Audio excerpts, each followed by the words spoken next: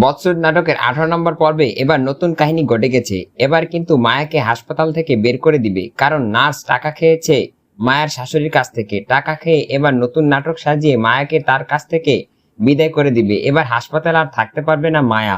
তখনই আবার যোগ হবে মরিয়ম। মরিয়ম গিয়ে আবার সেবা যত্ন শুরু করবে।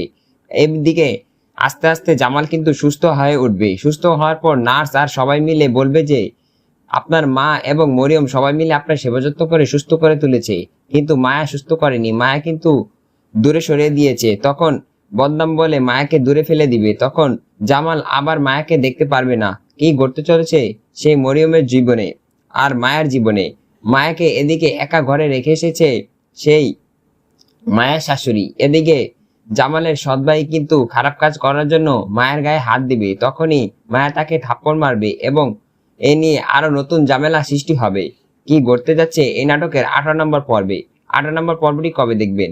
18 নম্বর পর্বটি আসতে চলেছে আগামী 24শে ফেব্রুয়ারি বিকাল 3টায় শুধুমাত্র ইগল ইসলামিক নাটক ইউটিউব চ্যানেলে। অর্থাৎ আগামী মঙ্গলবার আসতে চলেছে এই নাটকের সেই 18 নম্বর পর্বটি। 18 নম্বর পর্বটি আরো মারাত্মক কঠিন লেভেলের হতে চলেছে, কারণ গল্পের মোড় অন্যদিকে চলে গেছে। জামাল অসুস্থ হওয়াতে এবং জামালকে অ্যাক্সিডেন্ট হওয়াতে গল্পের মোড় আরেক দিকের ঘুরে গেছে এবং চেয়ারম্যানেরও বিচার হবে। সে বিচার করবে সেই জামাল, কারণ জামাল কিন্তু এবার সেই চেয়ারম্যান পদেও দাঁড়াতে পারে। কি ঘটতে যাচ্ছে এই নাটকের সেই 18 নম্বর পর্বে? 18 নম্বর পর্বটি শুধুমাত্র ইগল ইসলামিক নাটক ইউটিউব চ্যানেলে আসতে চলেছে আগামী মঙ্গলবার।